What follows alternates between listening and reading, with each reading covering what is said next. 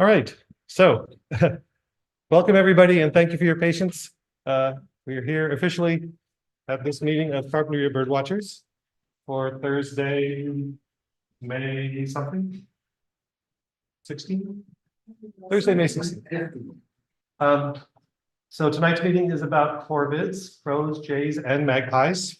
Try and keep myself on screen for the Zoom participants.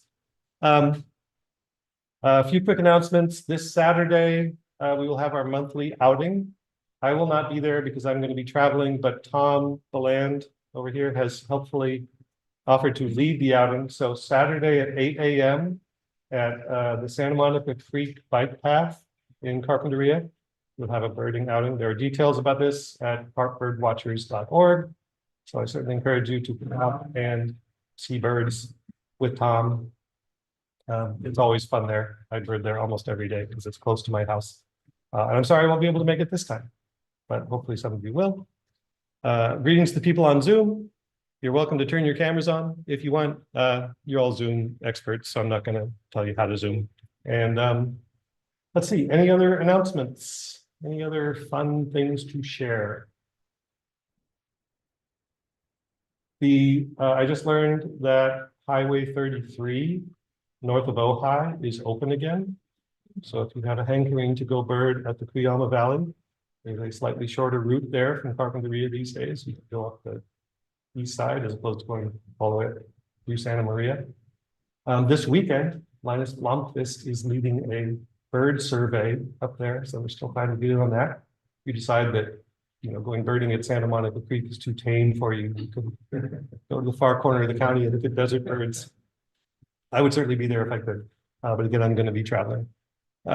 Okay, so with that said, any fun bird news to share? Anyone in the room or anyone on Zoom want to tell me about some exciting bird experience they've had in the last month since our last meeting? I was on the beach several days this week, and of course I saw scabs, if that's the right word, on pelicans. And I didn't know that they were dying. I didn't see any dying. Yeah, I've heard that there is another big die-off event of the pelicans that's been happening. We had one, I know, last year.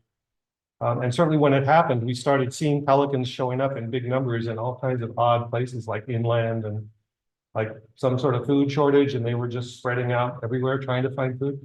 You guys, Tom Laurel, you do seal watch. Have you noticed any fluctuation in the pelican numbers out there?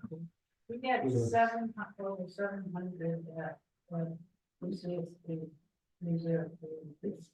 On Sunday? Yeah. But they didn't seem like any sickness, Yeah. Well, hopefully it's right. Does not become as bad as it was last year when there was a big die-off. I know there have been some dead birds being reported from the beaches up in Santa Barbara. So fingers crossed, this is a temporary glitch and not a large issue. Yeah, there was 100 last week.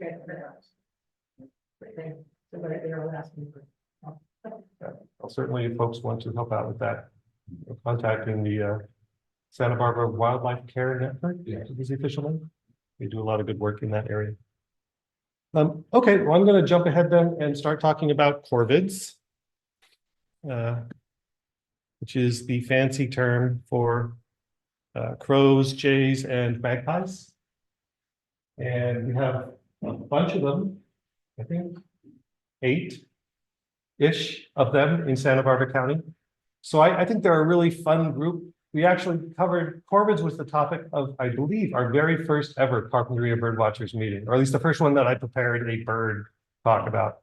So this is kind of fun because this has been a number of years. And that one wasn't archived on YouTube, so I figured this was worth going back and talking about again. But I've updated it a little bit, so it's not exactly the same. If you were here for the first meeting, there'll be new content.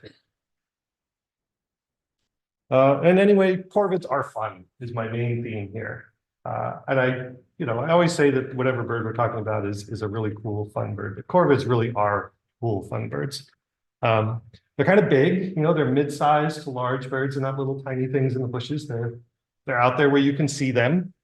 They have bold habits and loud voices. They're not shy.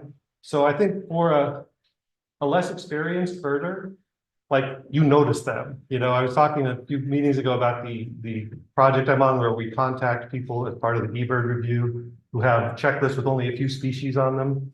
And say, hey, did you maybe need for that to be an incomplete checklist, not a complete checklist?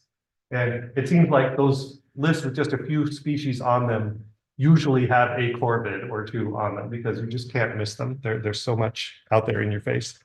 They're pretty distinctive, you know, so they're kind of easy to identify. They're not necessarily really tricky. There's a few kind of trickier things that we'll talk about in this talk for the corvids we have in Santa Barbara.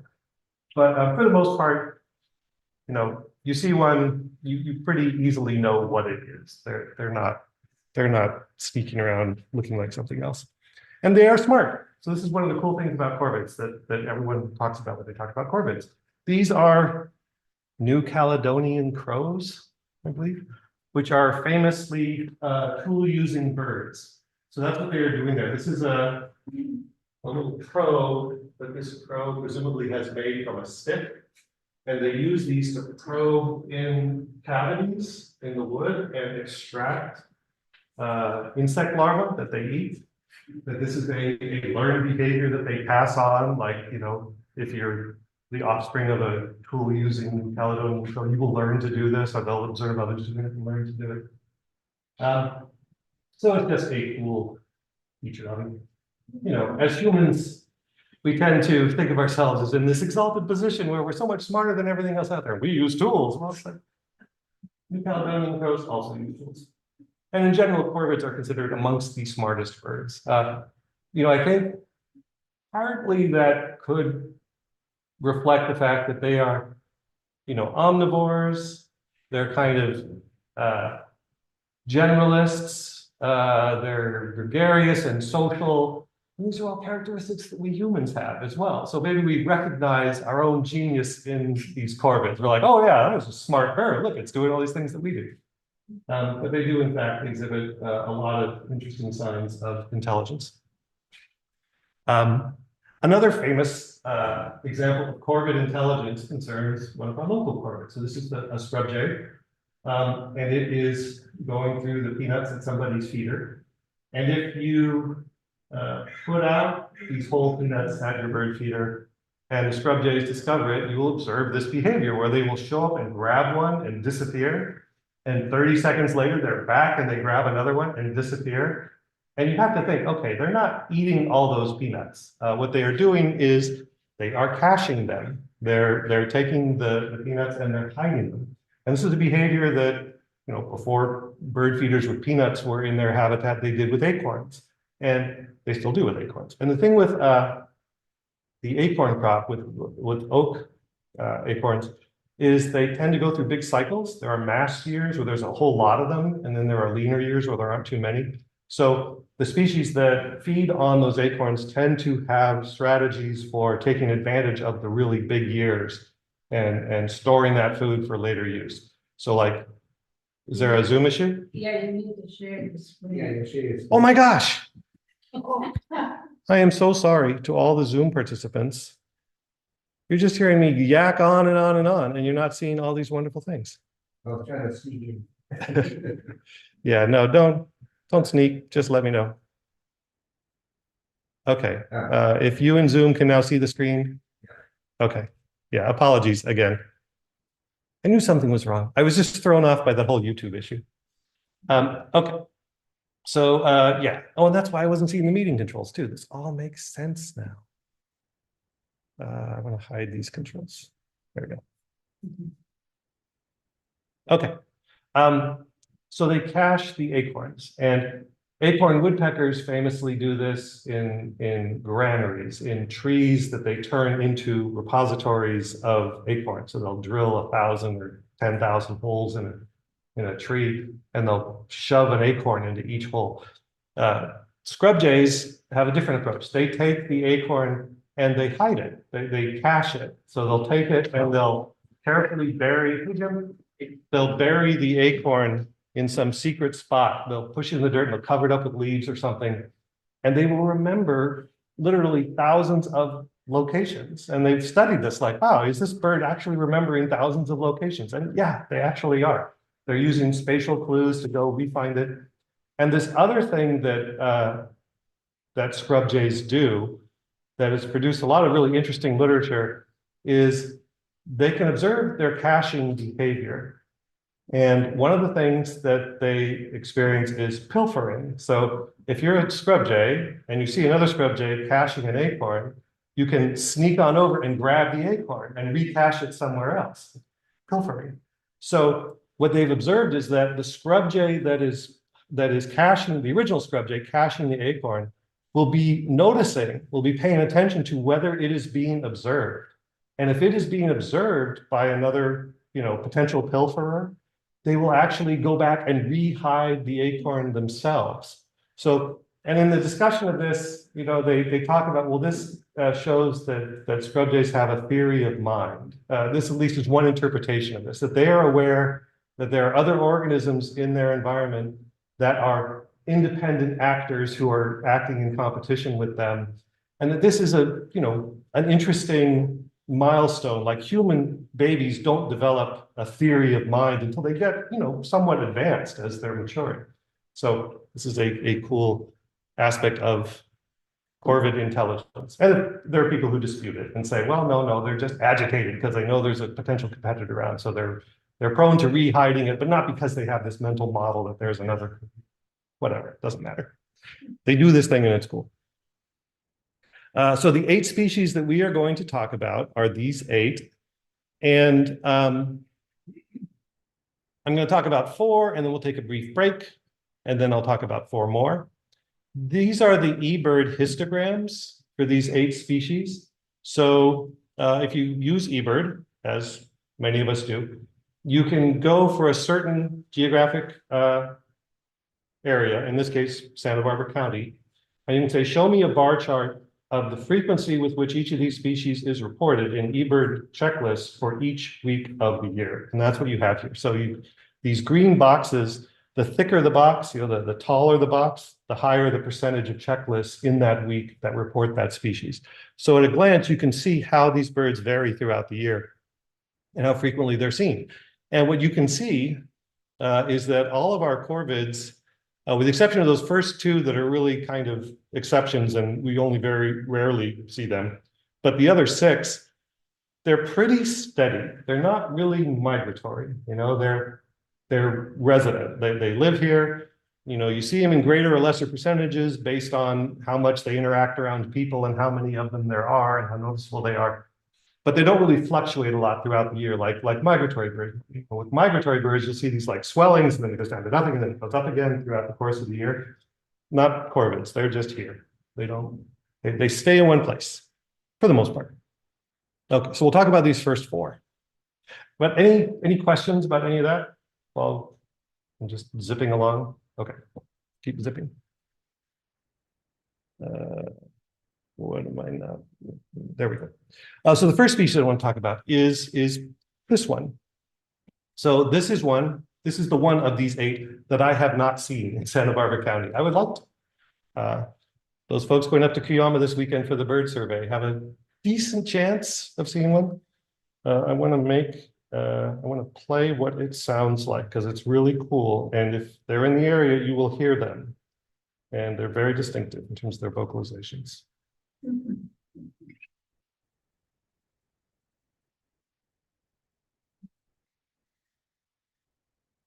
This, of course, is a pinion jay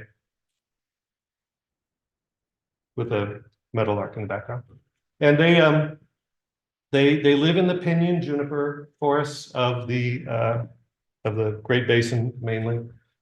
If you look at that range map, they really don't ever get into Santa Barbara County in terms of their official range. When I've seen them, it's been like up in the Eastern Sierra, where I'll hopefully be going this weekend. Been here. With any luck, I will see some up there. Here is the eBird occurrence map for pinion jays in the county. And, if you know where the Santa Barbara County boundaries are here, which is basically here. Whoops, forget you saw that. Clark's Nutcracker. If you look at the boundaries of Santa Barbara County are basically, this lower left-hand corner of the landmass. And there are very few pinion jay sightings out there. There's this one up in the San Rafael Mountains. There's a few in this area in Santa Barbara proper. And then there's this one way out here in San Miguelito Canyon Road, Dave saw moving out there. And that's it, they're just not around. Jim? We just not have the elevation for them, like the eastern Sierra you mentioned, you expect to see them there possibly. So, I'm not expert on Pinyon Jay ecology, but I would suggest based on their range map that, they're pretty obligate, like they need that pinyon juniper forest. And we really don't have that here. So if they're showing up here, maybe it's a rough year for them in their normal range. So there's bands of them that are spreading out further in search of food. Or maybe it was a really big year and they just had tons of breeding. And so now they're, again, some of them are like, hey, there's too many jays here, I gotta find somewhere else, and they show up outside their normal range. It's a rare thing though, for us to get them. So I'm not really gonna talk about pinyon jays more. I will talk about this bird though, which is the other one that is kind of hard to get in Santa Barbara. I've seen this bird exactly one time in Santa Barbara County, so I was very happy to see it there. But again, up in the Eastern Sierra, you can't throw a rock without hitting a Clark's nutcracker is what this is. That was not a good image. No, you don't throw rocks at Clark's nutcrackers. They're too cool for that. They like to come to feeders. They like to come to feeders and eat your peanuts. And they also have very distinctive vocalizations, which is the Corvid theme. Sound like this.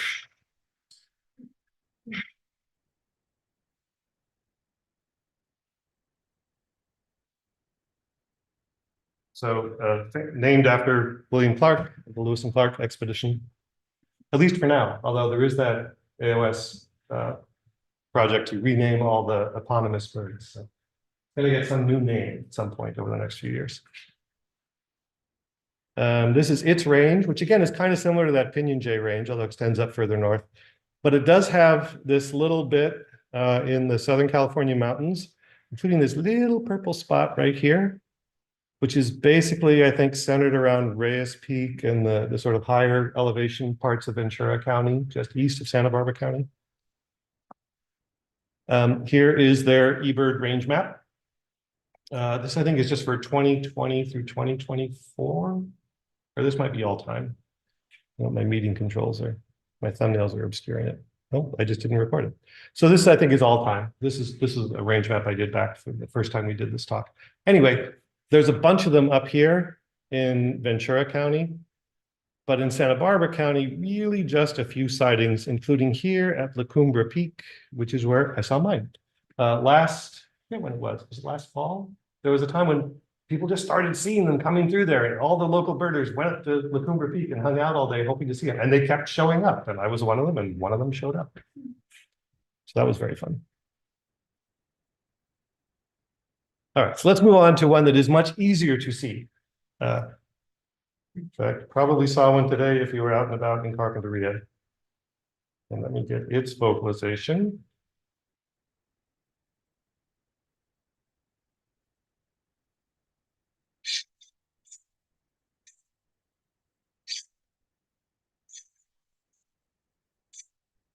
And this is a California scrub jay. I just think they're very cool birds. I like them a lot. So originally, when I first started birding in the 1970s, there was just scrub jay. That was the bird in the field guide.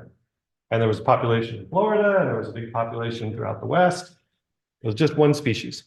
Then in 1995, they split it into 3 species. That was very exciting for the people who care about their life list total, because suddenly they got new birds.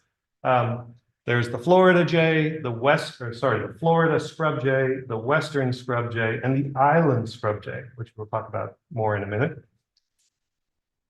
And then in 2016, they split it again. And the Western scrub jay was split into the California scrub jay, which is the one we have here, and the Woodhouse's scrub jay, which again is probably due for a name change in the next few years, but it's a little bit to the east of us. So if you look, this is the range of the California scrub jay. And again, you can see it's pretty much just in the same place all year. There's that lighter purple zone where it's scarce year round, but they are not really migrating. They're not like covering lots of distance. But they are very fun birds that I like a lot. One thing about scrub jays is that along with this non-migratory lifestyle, they're pretty weak flyers. I mean, they don't have to cover hundreds and hundreds of miles every year to migrate. So they don't, so they have relatively short wings. They fly to kind of, move around in the shrubby habitats that they favor. They'll go up in a tree, as needed. But what they will not do is they will not fly out over the ocean. They're like, I have no business going out there. That's not a place I'm going to go. Whereas a long distance migrant, a robin or a blackbird or some bird that covers, thousands of miles, they have no problem going over the ocean. They don't even probably know they're over the ocean. They go and they migrate at high altitude and they just go. But scrub jays don't do that, which means, so by the way, here's our local sightings map. This is just zoomed in on Carpinteria. So as you see, they're all over around here. You can't turn around without seeing a scrub jay. In eBird maps, the blue pins are for any sighting ever, and the red pins are for sightings within the last 30 days. So when I took this screenshot, you can see there were eBird reports of California scrub jays all over Carpinteria. But to get back to the other story, they don't fly over the ocean. So what that means is, over geological timescales, a population of scrub jays were out there on what became Santa Cruz Island, which was actually connected to the mainland, or almost connected to the mainland when sea levels were lower a long time ago. And so it had a population of scrub jays. But since the oceans have risen and there's now like 10 plus miles of ocean between Santa Cruz Island and the mainland, they don't mix with the scrub jays on the mainland. And the bird authorities decided, after careful analysis and argument and back and forth, that was a separate species. So that is the island scrub jay. So that is the only species in North America that is an island endemic. That is a full species of bird that exists only on one island, not beyond that island. When the American Ornithological Union, I think it was in those days, now it's the American Ornithologist Society. Anyway, when the decision-making body that decides these things decided that that was a separate species, I'm sure there was celebration in the offices of the Island Packers Company, because they are the concessionaire who has the business of taking people out to Santa Cruz Island. And I'm sure they have thousands of dollars in revenue from avid birders going out there to get their island scrub jay, because it is the only place you can get an island scrub jay. That is their eBird sightings map. That's just where they are. And I just think they're also very fun and snazzy. So here we go. So I put this together. This was not part of the earlier time we did this talk several years ago. This is new for this talk, so you're the first to see this. Supposedly, island scrub jays are visually distinct from California scrub jays. That part of the argument for why there's two separate species is that they have been isolated long enough to have their own distinct appearance. So these are 4 photos of 4 birds that I took over the last few years. 2 of them are California scrub jays, photographed on the main. 2 of them are island scrub jays, photographed on the island. So my quiz for all of you is, which is which? Can you tell them apart? And when I created this, I really couldn't say that I could tell them apart. And I know the answer, so that's pretty damning. But after studying, I have noticed a few things that, at least in these photos, does sort of stand out and makes me want to go out there again and see if I can do it for real in the field. The island scrub jay is significantly bigger than the mainland California scrub jay, although you can't tell that in these photos because they're not perched next to the yard stick. The island scrub jay is darker in general and has a slightly longer beak in general, proportionally to the bird. So, of course, I'm fiddling around with the post-processing my photos. You know how dark those birds were in real life. They didn't need them look darker. But I didn't, not on purpose. Basically, the thing I've noticed, and then one other feature is that the island scrub jay tends to have a bluish wash in the vent area. So the undertail coverts, like you lift up the bird's tail and look at the feathers right around the base of the tail. That's the vent area. Venters. little bit of a bluish wash there. So, and then with the darker thing, the place where I see it most easily is on the sort of saddle area. So on the adult birds, these are all full-on adult birds. They have that sort of triangular area on their back that's brownish or grayish. And I do think on the two of these that are island scrub jays, it's a little bit darker, a little bit browner, whereas the California scrub jays is a little bit lighter or a little bit grayer. All right, so with all those hints, does anybody want to take a stab? Jim, what do you think? B and D. You think B and D are Say B and C. B and C. B and C. B and C? And D is kind of not fair because you can't see the vent area. Yeah. So we've got a vote for B and D as island, and we've got a couple votes for B and C as island. Sorry. Drum roll. B and C it is. These two were in the Scorpion Canyon campground over on Santa Cruz. This one was in the Park Salt Marsh, and that one was at Lagoon River.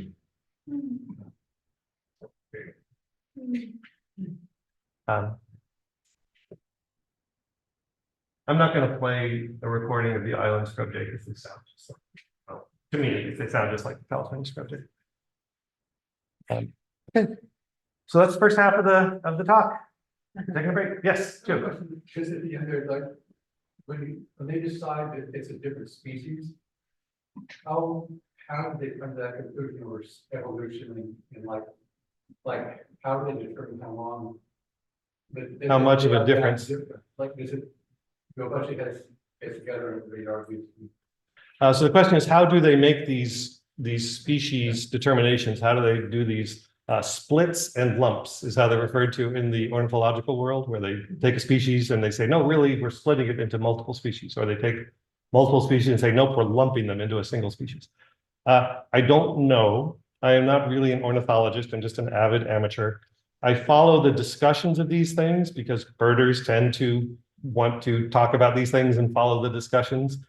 My sort of armchair sense of it is, as you kind of suggest, it's a lot of arguing. It's a lot of, people who've studied birds, for their academic careers, who have a lot of strong opinions.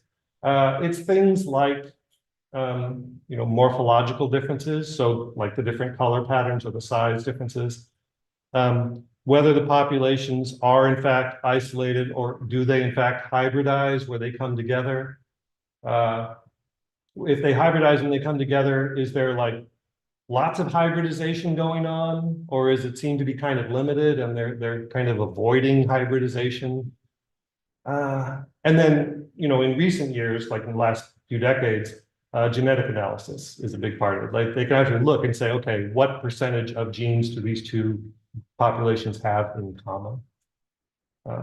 And then they argue, and then they decide, well, my opinion is based on those facts that this is what we should do, and other people think differently. And people put forward proposals and they vote on them and they come to decisions based on that. It's a kind of messy process, I think.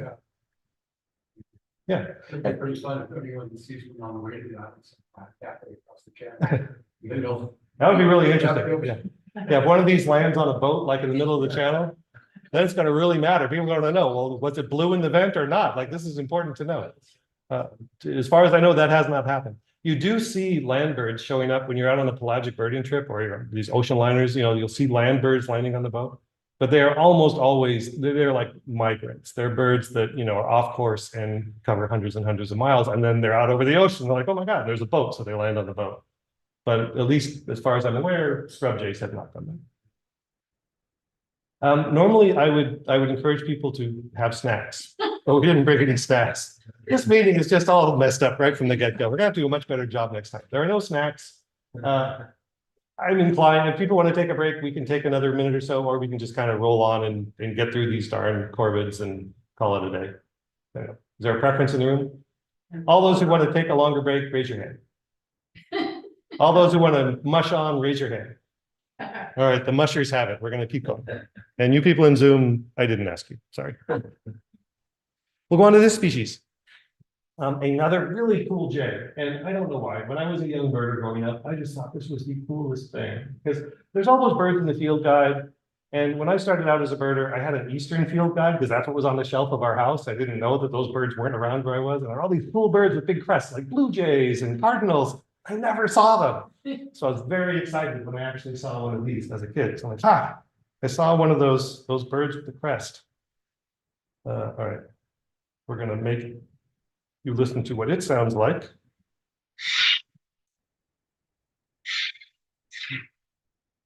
If you're up in the mountains in Southern California, you're definitely going to hear this. It's another sound they make.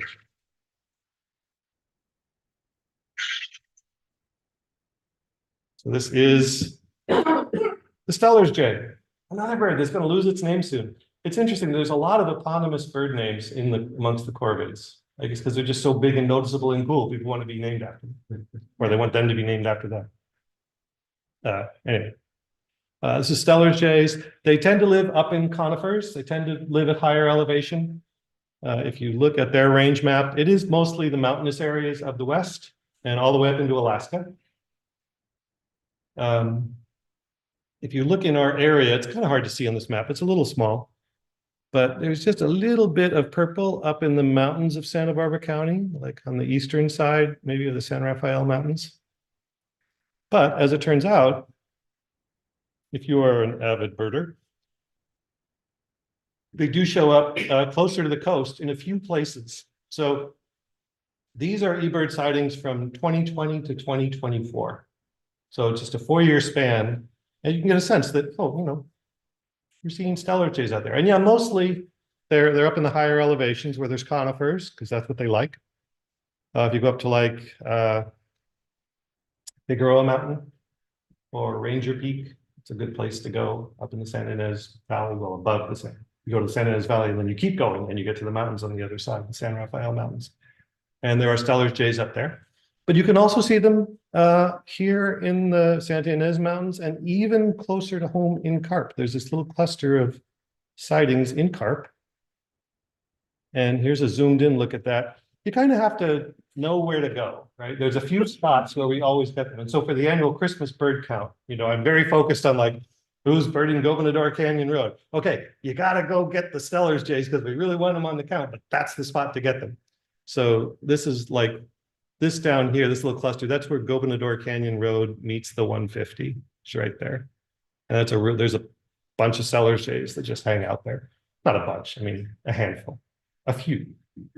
They seem like more because they're so, loud and boisterous. And then other parts in those sort of inland parts of Carp, I guess up on Cape Mesa, they report them fairly regularly. Up here in Toro Canyon Park, here Ramiro Canyon, I think is what this hotspot is. So, inland a little bit. There's one record from down here on Carp Creek. I didn't look to see when exactly that was. This one is at Lake Jocelyn. But when I looked at that, that was Rob Denholtz's group on the Christmas count a couple of years ago. And I think he actually covered a lot of area. So I'm not sure that map location is very specific. I think he may have actually got these more up, north of the main road there, north of the 192. Anyway, they're around if you look for them. They're kind of fun. If you want to do the chasing thing, if you want to have the thrill of, going after an unusual bird, this is like a low-grade chaseable bird you can chase around Carpinteria with a reasonable chance of finding it. And you don't have to, take a plane to Texas or wherever to find the rarity. You can just go find it in Carp. All right, on to another species that, like all the others, has a full vocalization that I will share.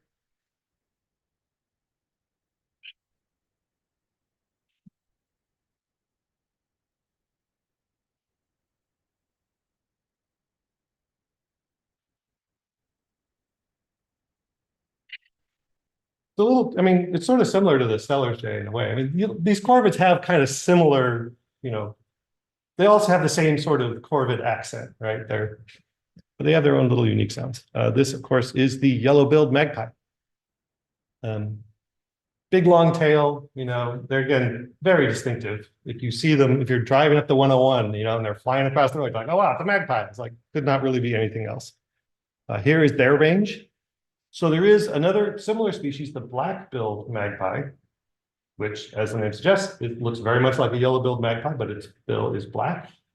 And they live inland of this. So like when I go up to Mammoth this weekend, I'll probably be able to see black-billed magpies. But on the western side of the Sierra Nevada crest, and down in the Central Valley mainly, and down here where we are, you're going to see yellow-billed magpies. Here is their occurrence range over the eBird sightings over the last 4 years. And one thing I think is cute is if you look, you can see the 101 freeway here. It's like, meow, meow. So people driving through Southern California, birders working on their life list, you know, magpie flies across the road. They're going to put it in. They're going to put it in a checklist. And so those checklists just kind of very carefully follow along the freeway there. But you can see them in other places. Here we'll go and whoops, no, we won't go. You know, there are a few sightings here near the coast, but I have never seen one near the coast. That's a real unusual occurrence. Most of the time, you got to go over the Santa Ynez Mountains into the Santa Ynez Valley to see them in like horsey country, right? Happy Canyon Road, there's usually magpies there, or various places around in the Santa Ynez Valley. If you want to see them, they're very worth seeing. There was a posting in eBird, a user saying they had seen what they seriously believed to have been a black-billed magpie in Santa Barbara County. This was just in the last few weeks. And so there was some back and forth discussing that with the user. It may have actually been in the Slack that she was talking about it, not on eBird. I'm not sure.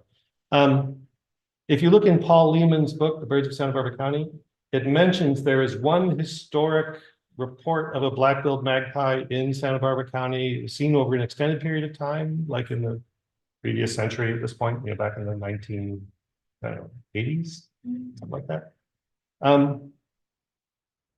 If you see a magpie in Santa Barbara County and it seems to have a black bill, this is an important concept, I think, for birders to understand. It really pays to keep the status and distribution of these birds in your mind. Like they're not migratory, so they're not really moving around a lot. If you see one in Santa Barbara County where we have many thousands of yellow-billed magpies, but there is no accepted report of a black-billed magpie ever at this point, your chances, I think, are very good that what you've got there is a yellow-billed magpie with a black bill. Like it has some beak deformity, or it stuck its bill in a pool of motor oil, or who knows what. But you know, you got to think about that possibility. And again, you know, Bayesian statistics, if you've got, you know, thousands of yellow-billed magpies, the chances that, you know, a very small percentage of them might have bill abnormalities is higher, really, than the chances that a member of this population outside Santa Barbara County somehow got transported here. I mean, which is also a possibility, though. I mean, if you see a magpie with a black bill in Santa Barbara County, get photos is the good answer there. It's just get all the documentation you can, because people will be very interested. And if you say, oh, yeah, I saw a black-billed magpie, and you don't have any documentation, they're going to roll their eyes at you and say, yeah, you saw a yellow-billed magpie that had a black bill, probably. But, you know, who knows? Could be black-billed magpie. I mean, how many magpies that people see in Santa Barbara County are closely examined to check the bill color? You know, if you see a magpie, oh, it's a yellow-billed magpie. So check them out up close. Bird every bird. Take a close look. Okay, we're on to the last two species. We sort of, I don't know, the royalty of the local corvids need. I will give them their chance to shine by playing their vocalizations, but I'll bet you all of you know what these birds sound like. No, I won't, because I can't figure out what I've done to my Sibley app. This is my night for technical issues.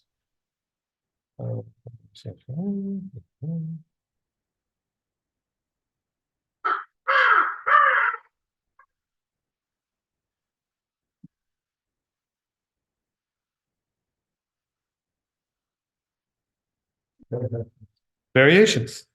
They're demanding. Very demanding. Calls of a family group.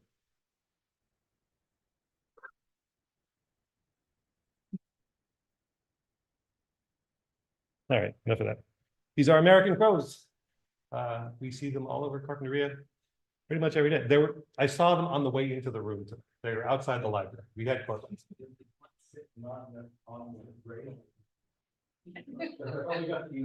It's probably listening in on the meeting, right? It probably, you know, would have things to say about my commentary if it could only make itself understood. Here's the range map of American crow. As you see, it covers much of America.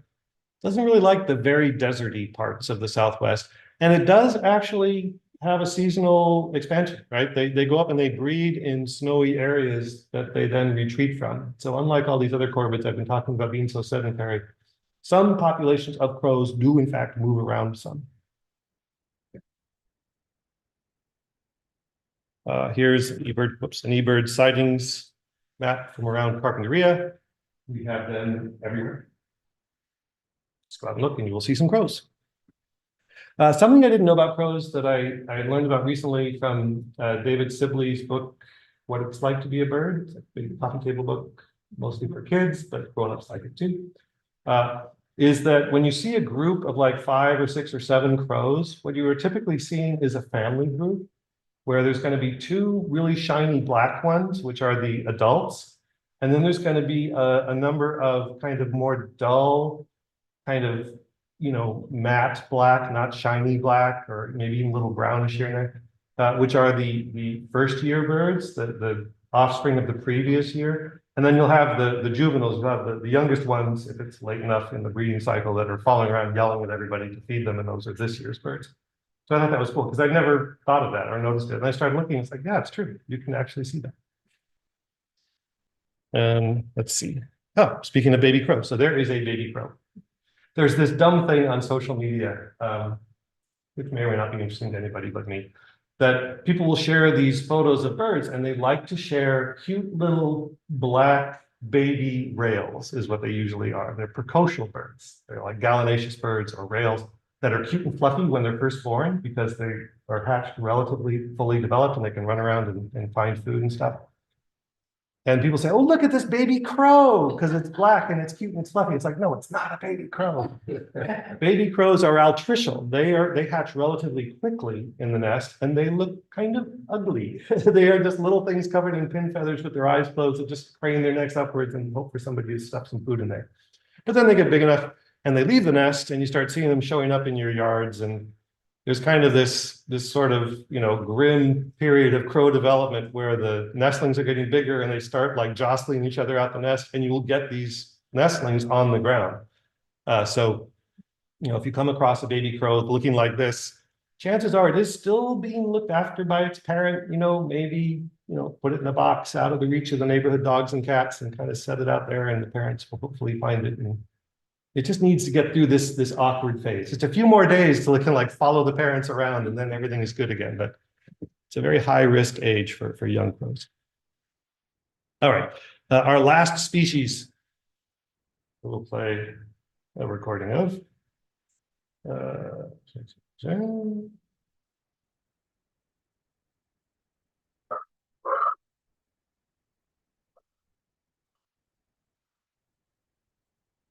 Another example.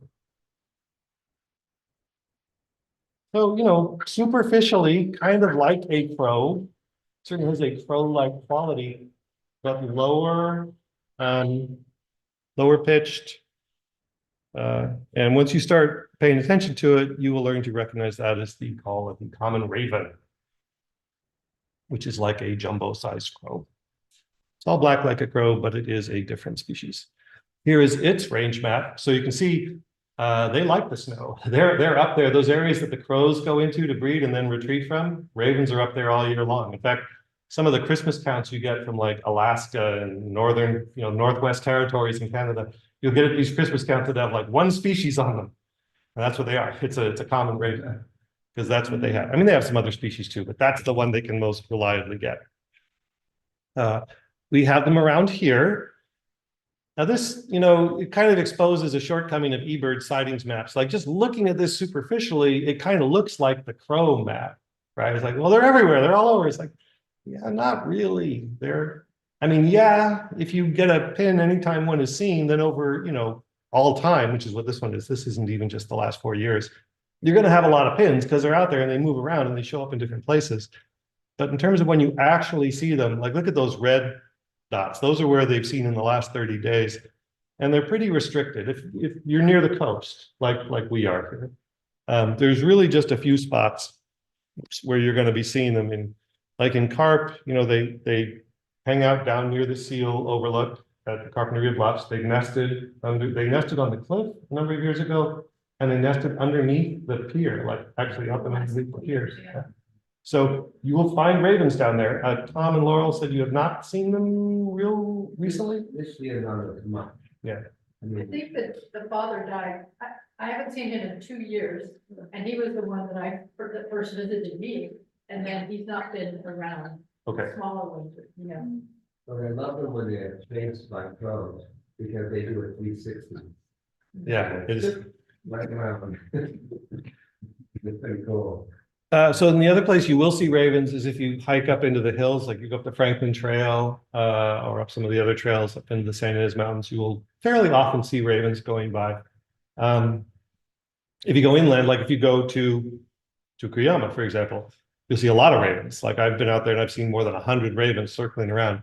Ravens have done really well in the desert Southwest.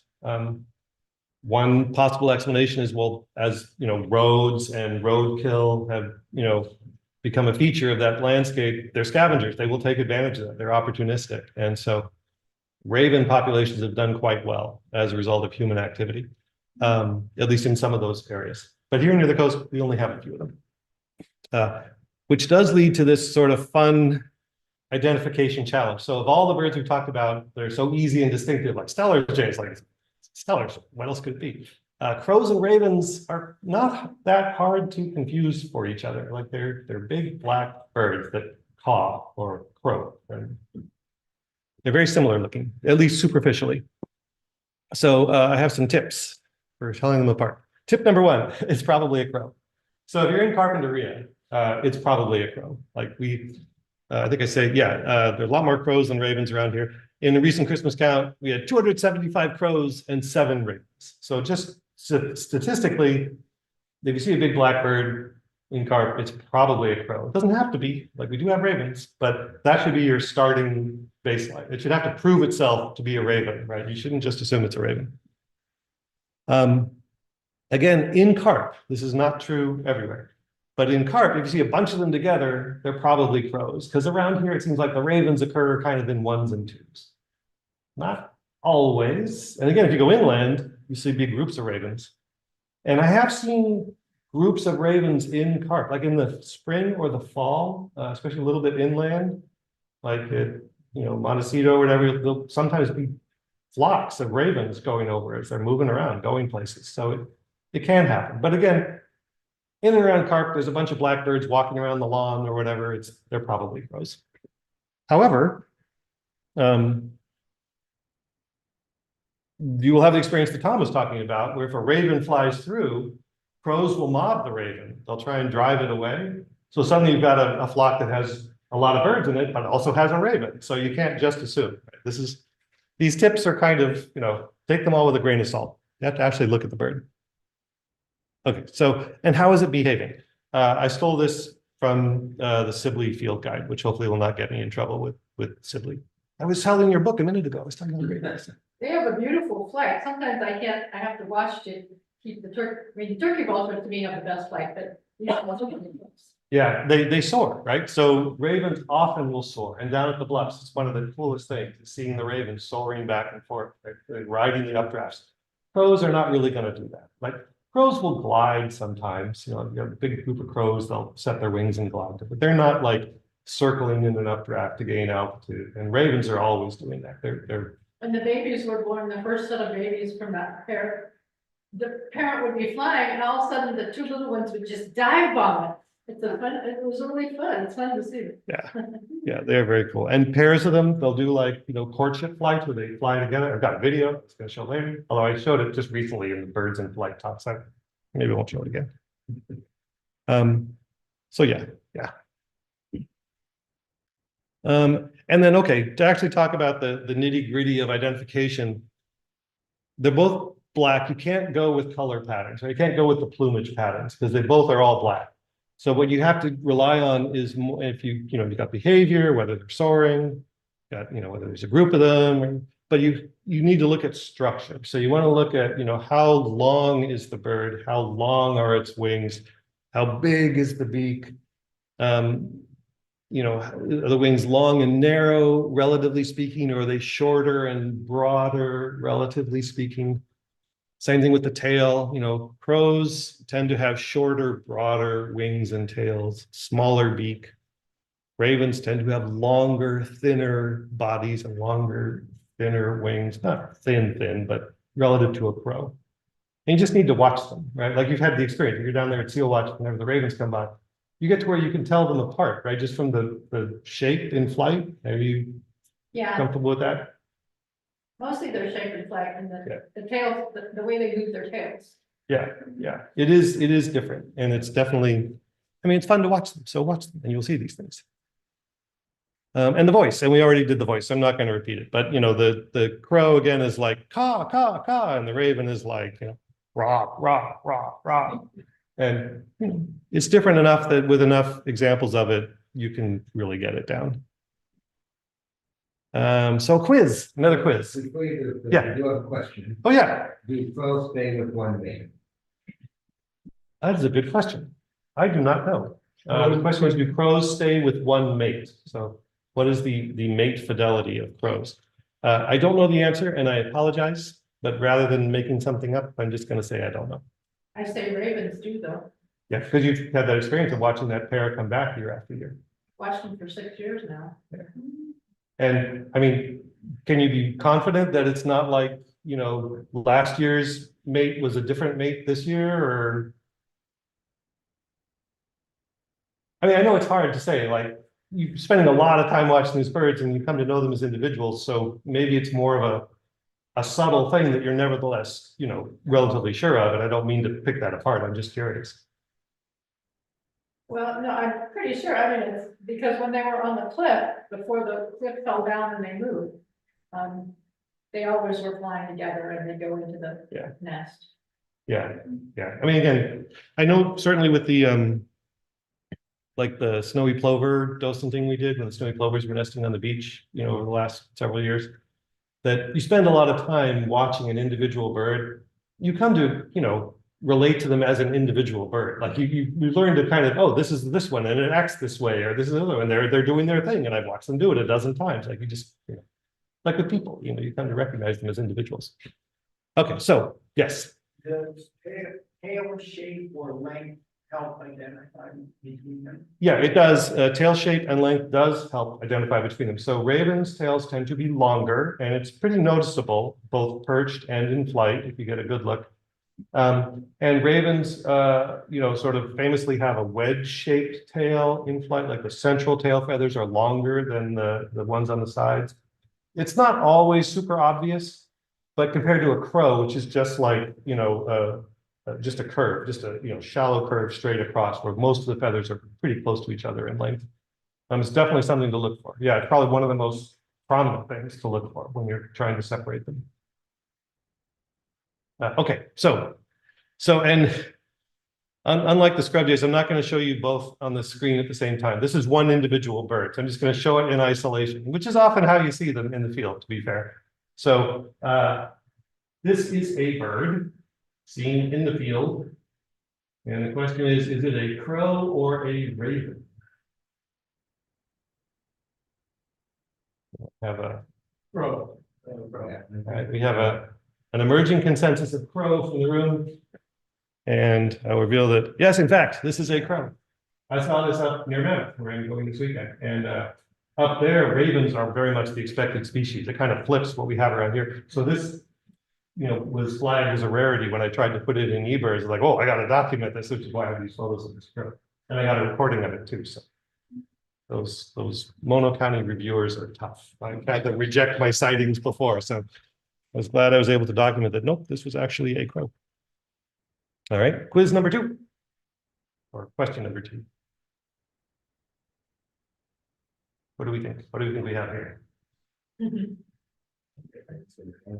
Raven. Yes, I'm hearing murmurs of raven, and I agree. The big bill, kind of that big head, it's kind of a raven thing too. The long tail, the long wings. Like you can see the wings kind of coming down to the tips of the wings.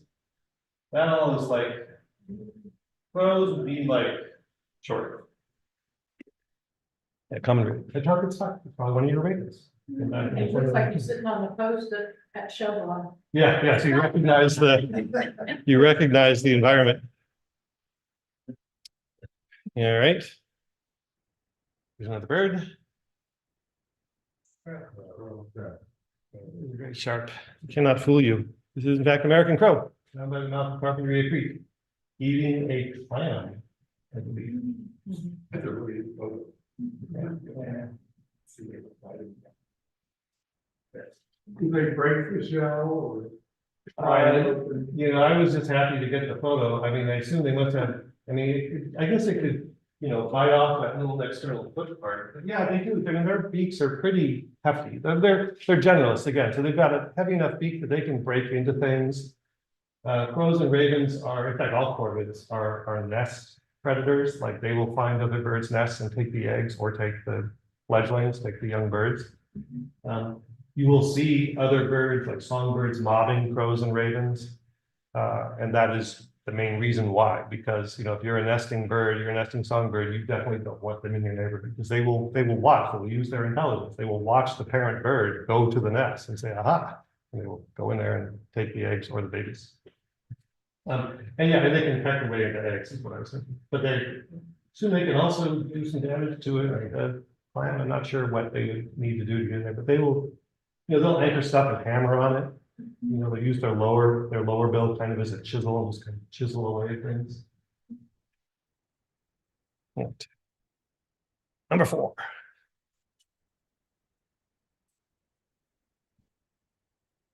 So here's the wedge-shaped tail thing I was talking about. You can really see it nicely in this bird. You know, the longer wings, big kind of honking raven beak. Shaggy throat feathers, which I didn't talk about, but they have hackles. They have these feathers on their throat that are kind of shaggy. And crows will sometimes show kind of hackle-ish kind of feathering too, but ravens have a lot. So yeah, this is a common raven up at Ramiro Canyon. I was up there hawk watching, and in the absence of a hawk, I was going to practice on ravens. Flew back here. I mean, there's a little bit of a different beak too in the, especially the bigger ones, they have almost like a little curve, like bigger curve, but their beak. Yeah, beak shape. No, it's up there. Yep, yeah, beak shape. People who are, you know, really into crows and ravens will definitely focus in on the specific beak shape as a good indicator. There's what's her name? Bailey Swift, maybe? There's a woman who's an ornithologist and a crow researcher. And she had a long-running Twitter account called Crow or No. She'd have this quiz. She post a photo like every week, and you'd have to say, is it a crow or is it not a crow? And she would talk about beak structure a lot. That was an important factor. So anyway, what do we think this is? Can I sell anyone on being a crow? You say crow? Whoops. I'm sorry. I was just kind of kidding around. I mean, I was hoping I wouldn't actually get anybody, but yeah, I decided this was a raven, and I heard it vocalizing, which made it a lot easier for me. But in hindsight, the tail is quite long. That's kind of that's a lot of tail for a crow to have. And the hackles are pretty hackly. The beak looks kind of more smallish crow-sized, which can be angle and what it's doing. When the wind's blowing, they almost have like a full beard. I mean, the one that I see, that hackle thing comes way out. Like, Yeah, shaggy throat feathers. All right, one more. Crow.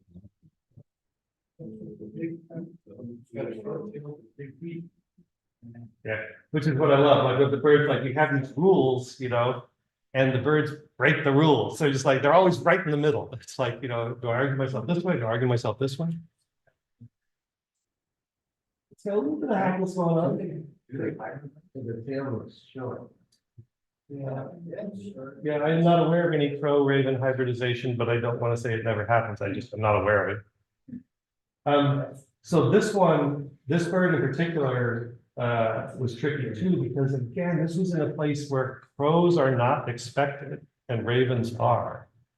So this bird got a lot of attention. This is a crow that was hanging out for a year or so in the campground over on Santa Cruz Island, where those island subject photos were taken. And there'd be this one crow, like there'd be all these ravens over on the island, but this one crow. But it does have a big beak. I mean, to me, that beak feels like more beak than a crow should have. Yeah. It's a big beaked crow. Right? Some of our, like that. The big beaks. Yeah. I wonder if that's like, maybe like a sex thing, like maybe the males have bigger beaks, or, Some of them was, they look at it. I mean, you know, humans have variation, as I should probably be as aware of anyone in beak size, somewhat large beak for a human. Okay. This, I think, is the last whiz bird. Yeah, this is like 100 yards from the previous photo, but this is the ravens that hang out there at Santa Cruz Island.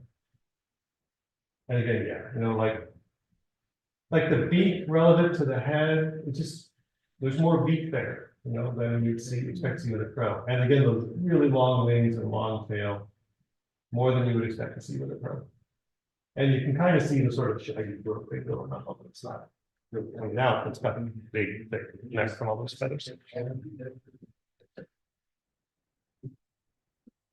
Okay, so in honor of the two graders we talked about, like I said, I showed this video a few meetings ago where I was talking about birds in flight, but I just wanted to show it again because it was fun. So. And I don't have the audio going through the Bluetooth speaker, so you will not hear them, but these are two ravens doing their, you know, courtship, their soaring flight together. They're just having a good old time. And again, you know, if you watch crows and ravens in flight, and just the flight characteristics will be enough to pick them out.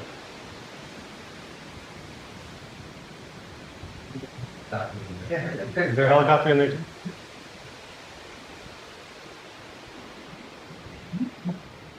Yeah, the one behind me was one. Trying to keep up.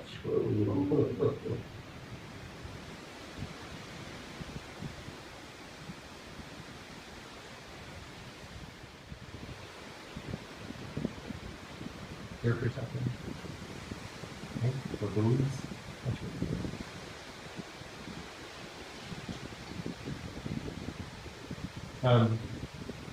And they did this cute thing at the end. So they were, you know, they did this for a long time and was kind of hanging out, filming them. And then at the end, I think this was when they were breeding out of the pier. One of them came back, but unlike here, where they were being really obvious and showy, it was being really sneaky. So I only saw it fly back down, like really close to the water, down below me, just sort of sneaking in. Which, I don't know, it's got always. I have a long video. They look for sticks about this long, and so they're fly with those sticks a lot. You can tell when they're moving the nest. Ah, neat. Yeah, when they do the turn kind of close to the camera, you can see those long, kind of narrow wingtips, which again, crows are more like rounded off wingtips.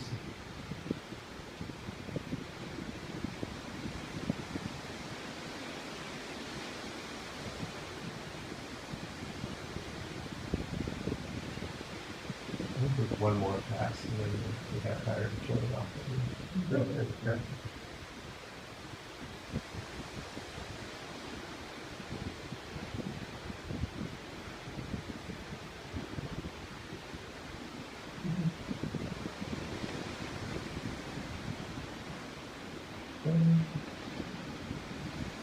Yeah, so here's the one coming back. That was really close. Here it comes. Okay, hard to see. It's sneaking back. Where's the other one? Got past me. Successfully snuck by. That's oranges. All right, and that is it. That is our, that's all the slides I have. So thank you all very much. This says that Jim Williams is in the meeting via Zoom. Are you in the meeting via Zoom? Ah, hello, Penny. I was surprised. Oh, I'm sorry to hear that. Hope you're recovering. Okay, well, thank you all very much for coming and go out there and see some corvids. If you go out Saturday to Santa Monica Creek with Tom, corvids are virtually guaranteed. There's a big flock of crows that hangs out there at the farm fields. I've seen, I think, like 60 crows at one time out there before. They're just really exciting. Going by the polo grounds right after they watered. I was like. Just Crow City. It's just. Yeah. All right, well, thank you, everybody. I'm gonna declare the meeting over. And, Thank you for doing it. yeah, and thank you, everybody on Zoom. I'm sorry I neglected you. I was obviously a little challenged in this meeting. Some technical difficulties that I'll work on for next time. So that's my favorite picture. Oh, wow, you're right Their there. feathered wings, Yeah, yeah, that's beautiful. It was right there, like right That by. was the, yeah, that was the that way.